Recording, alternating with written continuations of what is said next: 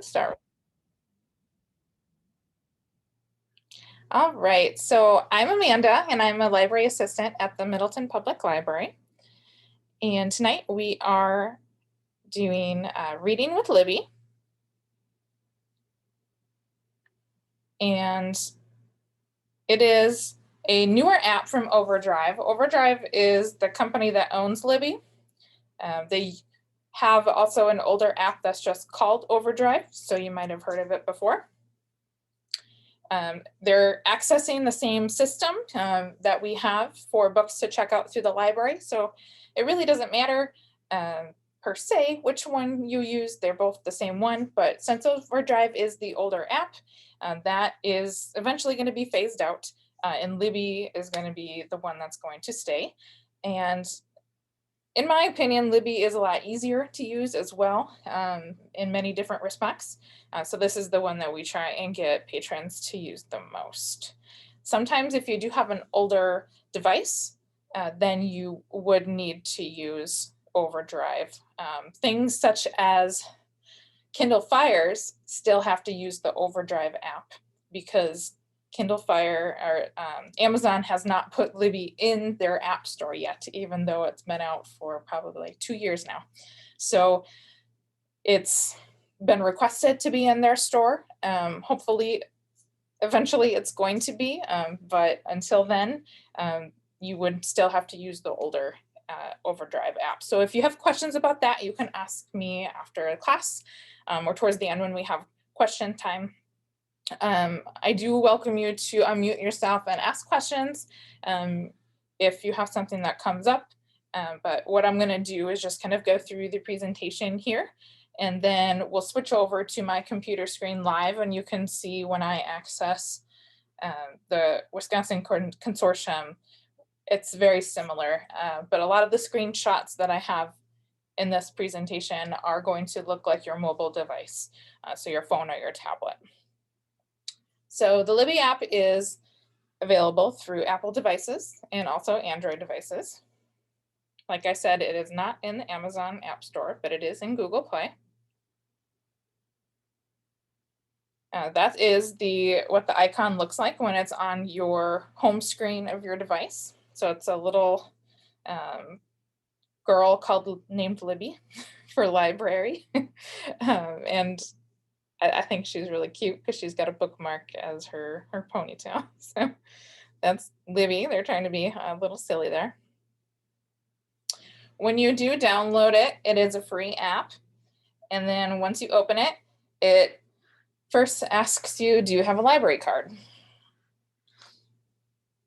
Don't pay attention to the not yet. If you actually don't, I would just suggest you contact us to get your library card.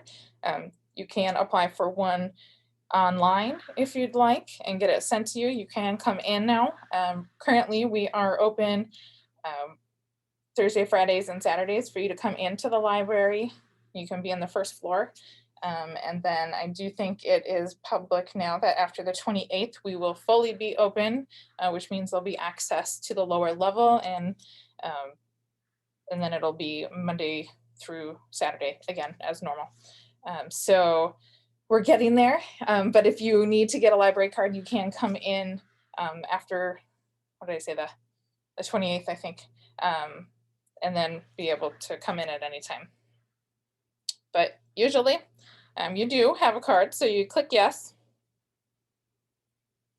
And then it's going to ask you, okay, so then how do you want to find your library?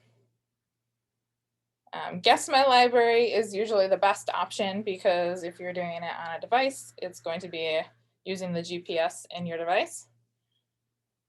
However, if for some reason you don't have GPS turned on your phone or your tablet, you can do the search for library. So you'd be typing out our full name, which I would say it's best to start with South Central Library System and then Middleton Library as your second choice.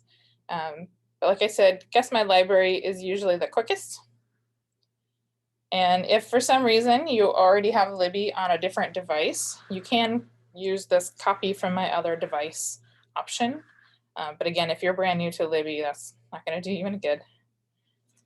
So when you hit guess my library, it's going to pull up GPS and try and figure out where you were. So here it is saying that I am in the Wisconsin Public Library Consortium, South Central Library System, and then even more specifically, Middleton Public Library. And so this is my library.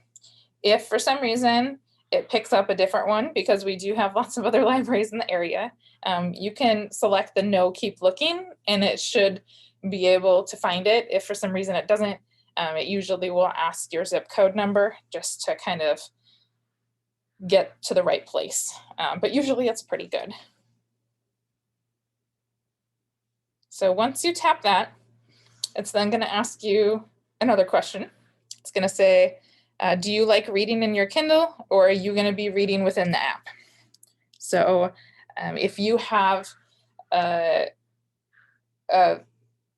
more interest in using Kindle app to read, you can do that. It is a longer process because after you check out in Libby, it then goes to Amazon.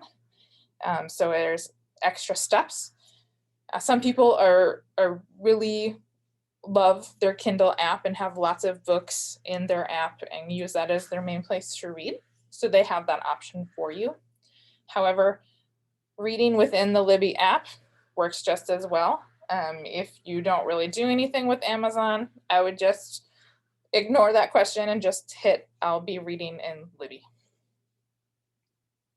The next screen that it goes to here will be signing up with your library card.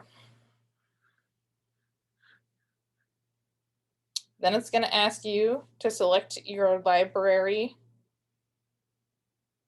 And we are the South Central Library System.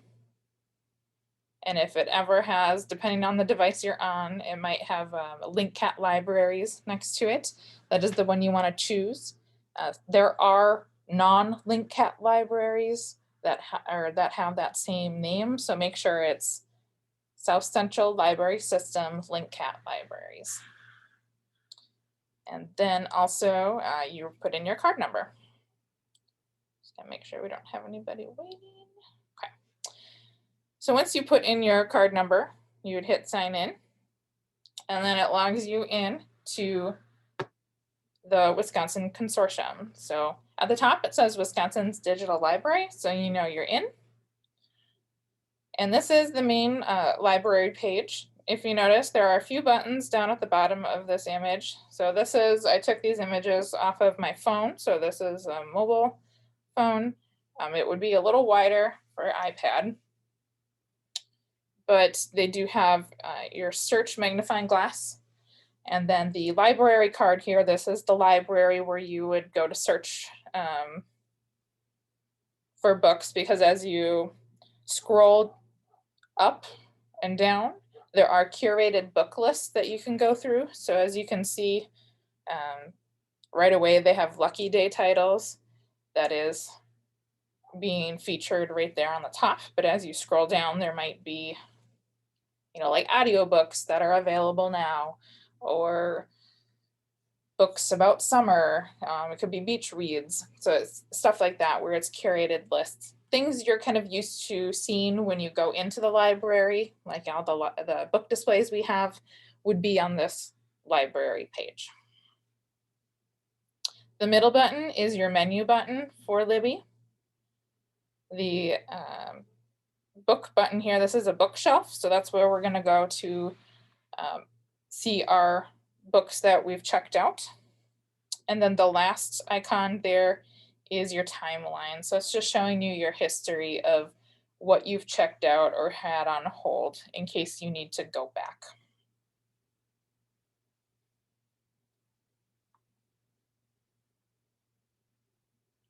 Oh, I forgot to show you up here. So if you want to look at all of the different kinds of subjects when you want to search by subject, so if you want to look at just fiction or just biographies or things like that, you would tap on subjects at the top, and then it's going to give you all the different book subjects, and it has the numbers next to it on how many titles they have. So there's a lot in here.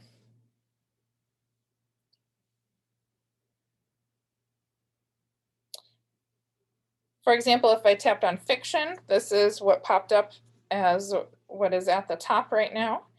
They do list how many books and how many audiobooks they have in fiction. And then as you scroll through, if it's something that has a wait list, it will say place hold. And then it'll say borrow if it's something that doesn't have a wait list. And the wait list can vary. If it's a very popular thing, it can be just as long as when you're trying to get a physical book in the library. So the one downside about using ebooks this way is that the way that publishers have set things up for ebooks for libraries, so we still have wait lists. You can refine your search by tapping on refine. Here you can decide what format you want it in, what audience, the availability. Usually it's set to everything, but you can select it to be available now. So that means that nothing with wait lists are going to show up. Sometimes that's how I like to browse because I want to read right that second. So, but make sure if you ever change any of these, that you would change them back to everything. Because if you're looking for a specific title next time, it's not going to show up unless you have everything as the availability. And similar thing for preferences. This is what it's how you save how it's gonna search by, so that availability again is there. So everything or available now. And then you can also decide what the audience is. So if you have kids who are doing searches on here, you can make sure that it is set to juvenile so that certain kinds of material wouldn't show up if that's something that you wanted to do. But you just want to make sure to hit the apply preferences every time, because that is what saves it. When you tap on the magnifying glass, you do get your search bar. So other than searching by categories, by fiction, nonfiction, or biographies, romance, you can use your search bar here. And that is for when you know a topic or a title or an author. And you can, again, change any of these things here for advanced searching too. You just hit the search button once you put in what you're looking for. So when I was going through, one of the curated lists that they had on the library homepage was books about gardening. So I found this book. When I tapped on the cover, this is what it looked like. So it has a place to hold here. So I went ahead and you can tap it and place a hold. And I also was looking for some gardening books that I can read right away. So this is what it looks like when you're kind of scrolling through on a phone. When you're on something like a computer or a tablet, it's going to be more than just one column of things that you're scrolling through. There might be a few columns and then rows of books that you're looking through. So, but it'll look the same with the borrow and the hold. And then if you would tap on the covers, you get to see the summaries of what you're looking at. And it also lets you know like what the subject titles are for this. So this is listed under nonfiction and gardening. And since there's no wait list, I can hit borrow right away. If this said place a hold, there would be a little button that I could click on that'll tell me about how long I could possibly wait for the book. So it might tell me, you know, there could be like 6 weeks or 6 months. Sometimes there are titles that have that long of a wait list, just as the physical books. And as you scroll through the summary, it'll also tell you like how many copies are in our system. Oops. Okay. So if I hit the borrow button, my next page that pops up says you are borrowing, and this is Roses for Dummies, for 21 days. So if you notice, there is an underline underneath 21 days, and there you can tap and change the amount of time for checking out. If you've never used Libby before, it will probably default to the 7 days. So you would want to make sure that you do change that. So you tap it and it's going to give you 17, 14, or 21. So when you select that for the first book, it should keep the longest checkout time possible, or the last checkout amount of time you did previously. So you shouldn't have to do that again, but just know most people want it as long as possible.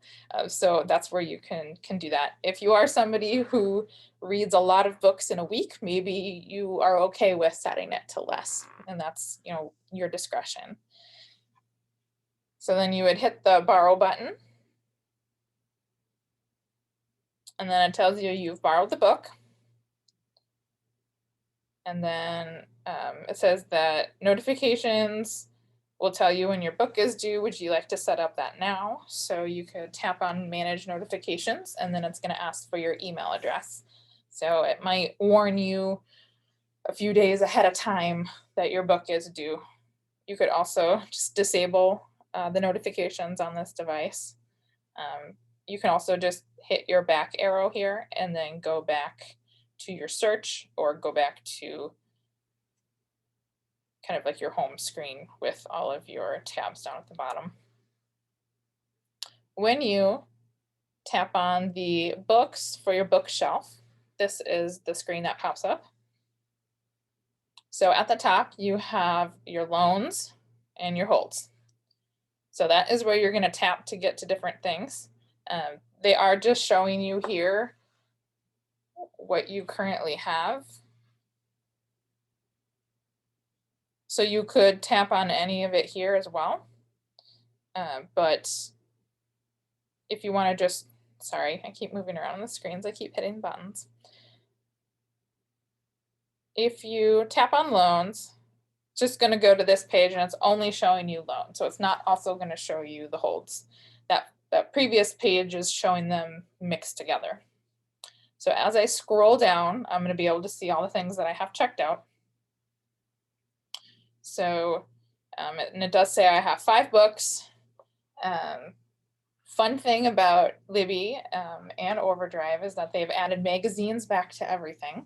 So there are magazines now, and I have 12 magazines checked out, partially because magazines are a quick thing to go through. So I just kind of download a whole bunch of them at a time. And the great thing about magazines too is that it does not count towards your amount that you get to check out per month. So per month you can check out, you can check out 10 books and have 10 items on hold, but magazines are unlimited, so it doesn't go against your 10 for books.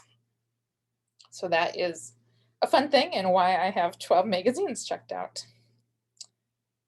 You can change how you look at everything. You could say, I want to see what's due next. So what's due next is up at the top or at the bottom. Same thing with new. You could have it arranged by title or by author for alphabetical order. So however you want to arrange your loan page, you can do. Whenever you want to read, you would just tap on the open in Libby spot here, and then your book will open. When you tap on the holds button, if you remember when you're back on the shelf that shows both of them, you tap on holds. Right now, I only had 1 book on hold. So this is a gardening book. And it does tell me about how long. This is a new book, and it was one of the ones that was featured on the homepage in the curated lists. So it's very popular and a lot of people have put it on hold. So it says about 19 weeks.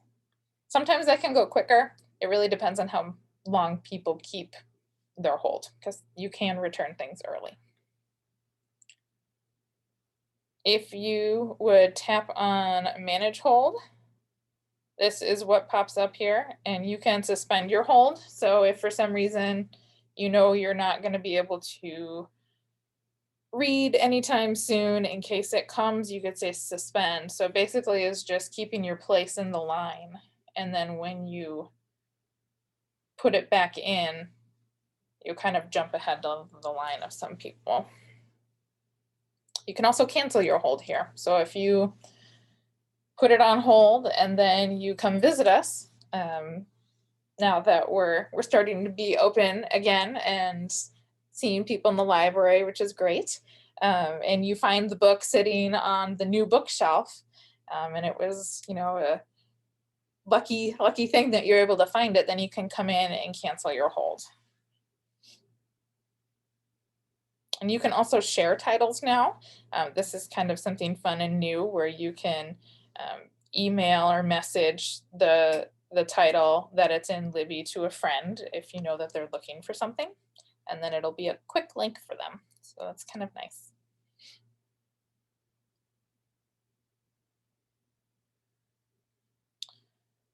So I want to skip back to the menu button. I kind of skipped over it because it's not as important as the bookshelf. So when you tap on the Libby menu button, you have this page slide out. And this is where your notifications within the app pop up. So you can say, show me, and you would slide back and forth through the notifications, or you can just clear it all and get it out of the way. Most of the time, it's not a notification that's going to matter. That is what I've found. The only time it does matter is if a book that I've wanted to check out is ready, and then I need to make sure I check it out. This is also where your library card lives.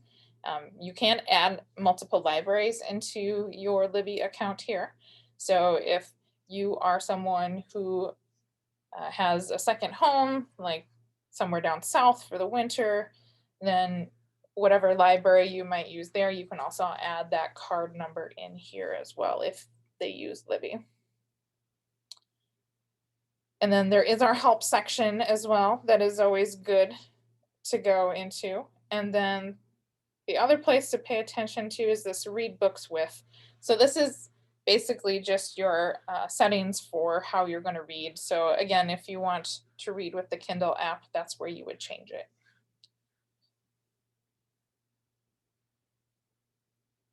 And then you would click on hide to just get it to go back to your home library page again.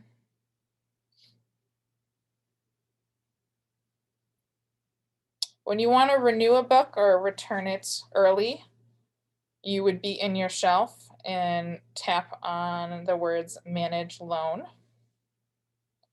So this is stuff that you've already checked out. So if you want to return it early, you tap on return early. Or if you want to try and renew your loan, you can tap renew.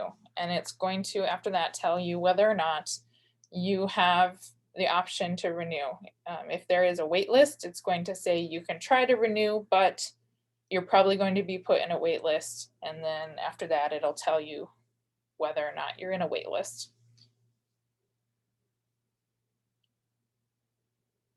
So that's how to do that. And then for reading, so when you are in your shelf, you would tap on open in Libby, and then your book opens. So when your book opens, there'll always be the cover first. And for ebooks, you'll have, and for audiobooks as well, you'll have a slider down at the bottom so you can move that back and forth to get ahead in the book or go further back. And then it'd also tell you at what percentage of the book you're at. You can also tap on this word right here, the words. No, 0 is not a word, but the at 0%, you can tap there and it will change. So you could see, like, I've read 10 out of 395 pages or something like that. So they have different options on the way that you view how much you've read. There's a sync button here, which is helpful if you are reading on multiple devices. That's happened to me before. Often I will open up Libby when I am sitting in a waiting room for like the doctor or something. I may not have my iPad with me, but I do have my phone. And even though it's small to look at, I can blow up the font a little bit, and it's something to do while I wait. So if I read ahead a little bit, I can hit that sync button and my other device should sync up to where the furthest I read was. And when you tap in the middle of the page, that is where all of these options pop up. So up here at the top too, you have your reading settings. So you have search if you're looking for a certain part of the book or word or something like that. You can jump ahead in chapters. You can select bookmarks. You can see your reading history, so how many pages each day that you read. There's the reading settings and the tips and secrets. So that's what chapters look like. You just tap around and it tells you at what page that starts at. And do remember that page number is ebook page number. That is going to be different than the physical book. That's a good thing to remember if you're in book clubs and things, because you may not be on the same page number. If you make a bookmark, it shows where and what day. This book, I didn't get very far into it, so the history doesn't show up. And there's the reading settings. So as you change the text scale here on the slider, it shows you a preview up at the top.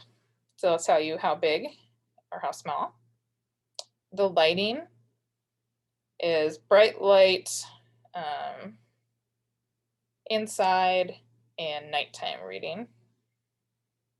So I think it's bright white is the color, like this page here. The inside, I think it makes it like a off-white, kind of like some books are off-white pages instead of bright white.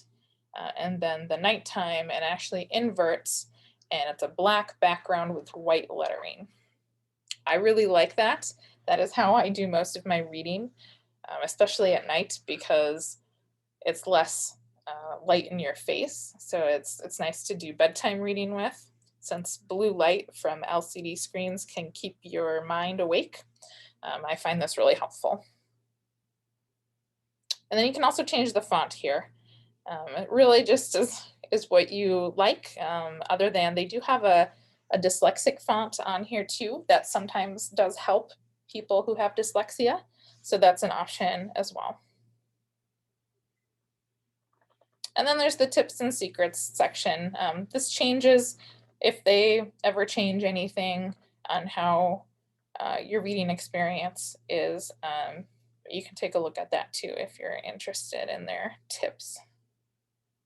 And then I just wanted to show what it looks like with the audiobook. So you have a play button, and then you do have the timestamps, and then the slider for that too.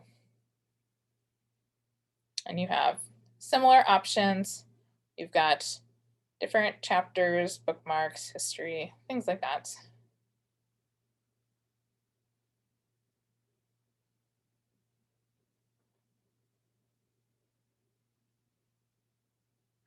So key things to remember as we go into the live section: everything, browsing, checking out, downloading, reading, and listening can all be done within the app. You don't have to leave the app unless you want to use Kindle app or something different to read. And the app basically has two sections. You have the library card, which is your library, and then that bookshelf, the book icon. So those are the two places that you go back and forth in. And make sure you change your default loan period. Otherwise, you're only going to have 7 days. So that's definitely definitely something to pay attention to. And before I move on, just have my little slide up here of our upcoming classes later this month and in July. So those are all on the calendar, and they are all still going to be virtual, even after we do fully open. All of our programming, most of it is going to be virtual still. So look for those if that's something you're interested in as well. I'm going to stop share for a second and reshare so that we can look at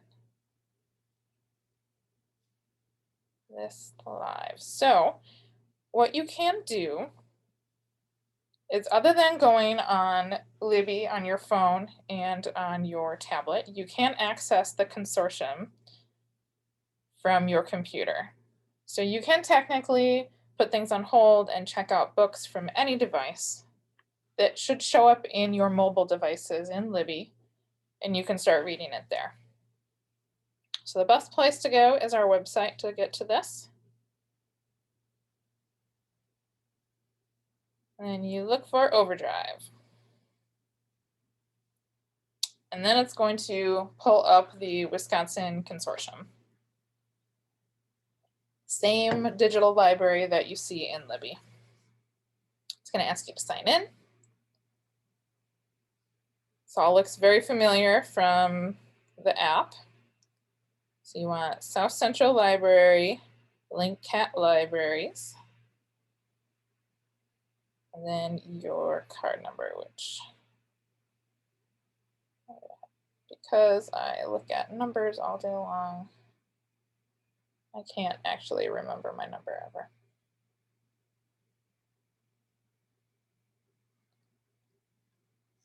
Does it want to highlight? There we go.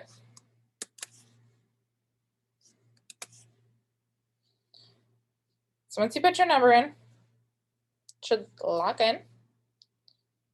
The only way you know you're in is if you hover over my account here and you have the option to sign out.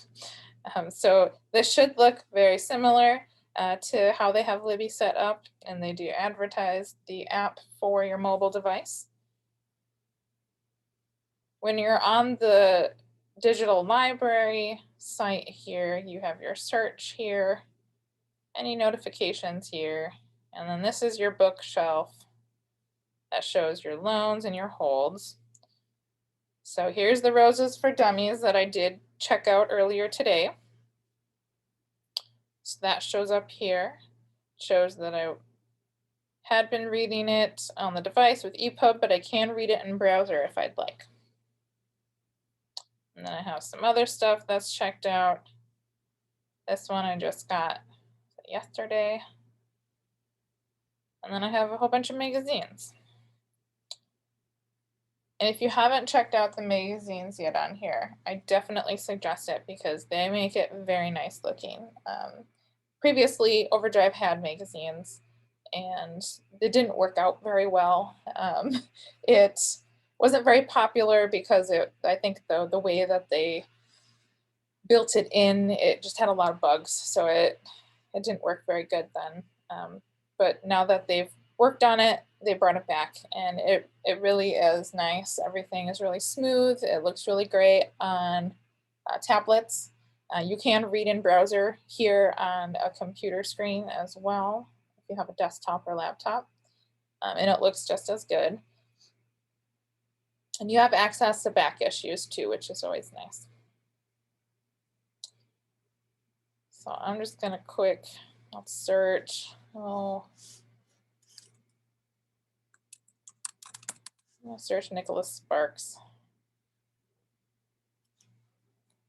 He's got a popular one right now, another return, place a hold. So if I tap on the cover, just like in the app, it goes into the summary. It can tell me about how long I could maybe wait. That's a long time. I told you it was popular. It gives you some extra information, like I said, so you have 61 copies. There's 82 people per copy. Or no, 82 people total. People waiting per copy one. So that must mean that there are some people that have suspended their holds, which is because that number doesn't add up if there's only one person per copy. So that does mean it probably will be less than 20 weeks, but it's still 60 plus people. So it's nice that it gives you the option to see how long, because then if you need it for something like a book club or a paper or something with school, then you know that might not be the place to get the book. So I do really like that it does tell you how long. When you're in a book, you can scroll through and you can see other books that it's trying to recommend to you based on either the author or read-alike authors. So that's a nice fun thing it has for you.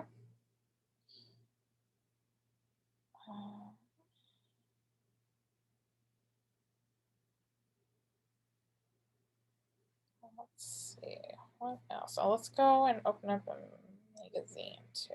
So let's go back.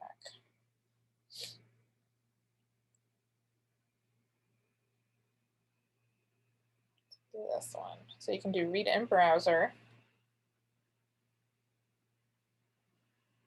And it just loads right away. You can tap with your mouse on the side of the screen, or you can, if you have trackpads that have a sliding feature, then you can also slide back and forth. When you have the table of contents here, you can just jump back and forth. So if there's something you saw on the cover, it will jump to where that article starts. And if I tap in the middle, that's where all of my extra features come in, same as the app. So you have a slider, you do have a sync button, and then you do have a zoom feature here, and then some other things like your reading settings. Because magazines are a little different, you don't have all of the settings, but you do have the color settings. So that's what the dark looks like when it does it for you. It may not do everything, especially with the magazine, but you kind of get the idea.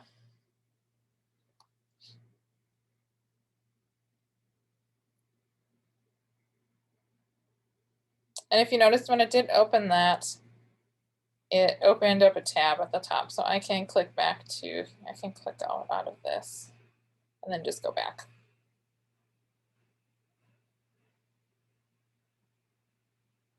If I want to see my holds, there's my hold list.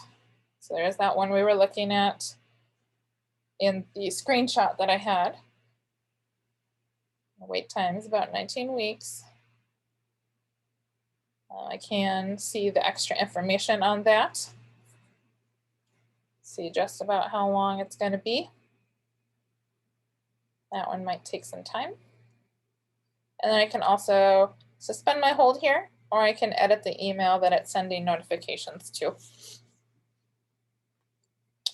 Here in the consortium, when you're on the website, there is a wish list that I do believe with the new update in Libby does correspond and show up in your shelf. It's one of the little tagged items. You can also rate titles if you want. And here on the website, you can recommend books that we don't currently have in the system. This is something, as you can see, I've done in the past. This option is not in Libby, so it's only when you access this through the website on a desktop, laptop, or even the browser on your tablets or phones. So it has to be the website that you access for the recommendation portion. But everything else from here is in Libby. So you can browse the subjects, all of those different things like your preferences for available now, the subjects and collections. and getting to kids and teens is up at the top as like a shortcut for you, but you can get to all that when you hit subjects too. And that's also the same thing that's going to show up under your library, home library page in the app.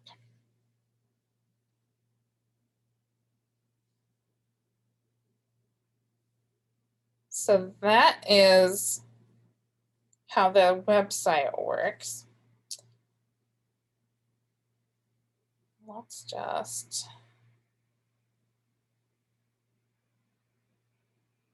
pop up back here as just a reminder of our upcoming classes.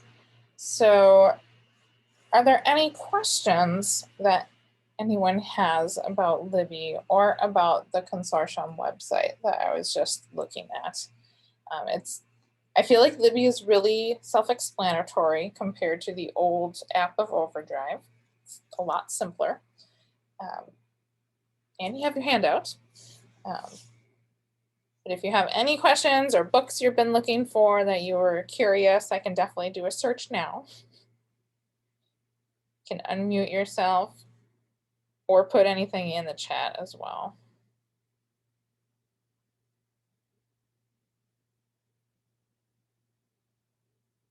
And I understand if you don't really have anything to say or shy about it.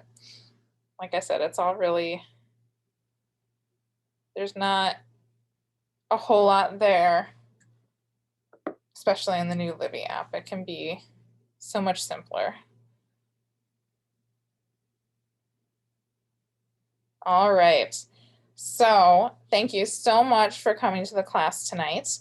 And I hope that you learned something new and had fun and excited about checking out books from the library virtually. I do both physical books and ebooks and audiobooks on my tablet and phone. I think it's fun to make use of both. I have different reasons why I would want to do it for both items. So I hope you have fun and have a good night.